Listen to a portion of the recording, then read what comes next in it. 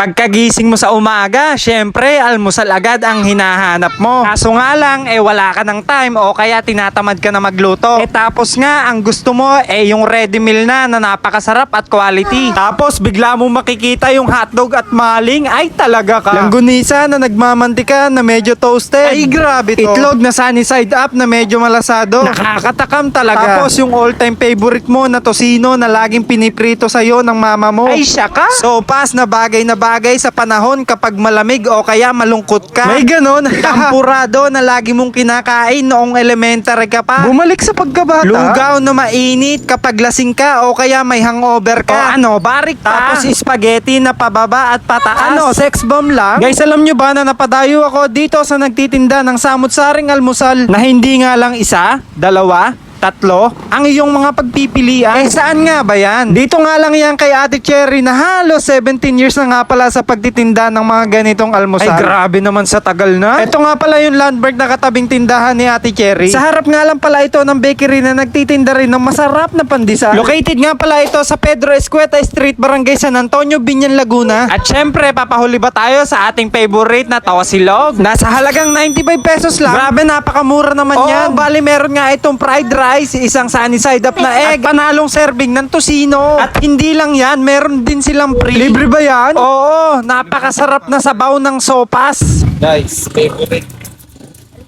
Tawasilog sa halagang 95 pesos lang.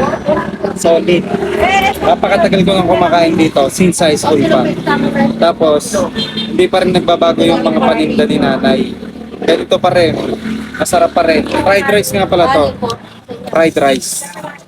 Grabe, napakatagal na ng panahon na nagtitinda ng mga ganitong almusal si Ate Cherry. Gaano ulit katagal? Oo, nung high school pa lang ay nakain na talaga ako dito.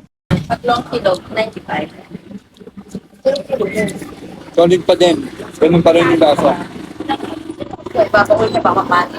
Dapat ay ito ba nagsain? At kung i-rate ko nga ito 1 to 10, ay magkukulang yung numero sa ibibigay kong score. Abay, bakit naman? Ikaw ba naman kumain ng napakasarap at quality na almusal na kagaya nito? Ay talagang bundat ka. Tapos nga ay tinikman ko na tong soup na sopas ni Ate Cherry.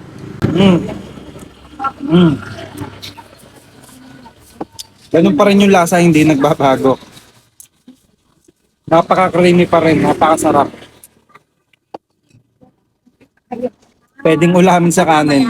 At syempre, meron din silang pangmalakasan na condiments. Andyan nga pala yung ketchup, suka na punong-puno sa sili. Ay grabe, sarap niyan. Patis kung natatabangan ka pa sa timpla. At syempre, tapa mints. Ano yun? Tapa mints, paminta yun. At dito nga pala yung preparation area na kung saan nakalagay ang condiments, pati na rin yung kanilang tubig. At kung pupunta nga kayo dito, ay hanapin nyo lang ang napakasipag at napakaganda na si Ate Cherry. Anong oras ba sila nag-o-open? Nag-o-open nga pala sila kung minsan ay maaga, alas 7 pa lang ng gabi. O kung minsan naman ay pahating gabi. Pero maaabutan mo silang open sila magdamag. At kung maaga naman nauubos, ay maaga rin sila nakakapagsara at nakakapagligpit. Sa dami naman ng customer ni Ate Cherry, ay talagang napapaaga sila minsan ng sarado. O kung gusto mo nga na almusal na sulit, ay siya, pumunta na din